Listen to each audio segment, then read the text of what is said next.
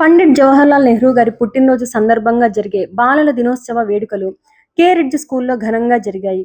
Chairman Natani Venkateswarlu, director Komatineni Nasaraiah మరియు వెంకట్ పూలమాల, principal Barnabas campus incharge కోట బాపూజీ నెహ్రూ గారి చిత్రపటానికి పూలమాల వేసి కార్యక్రమాన్ని ప్రారంభించారు.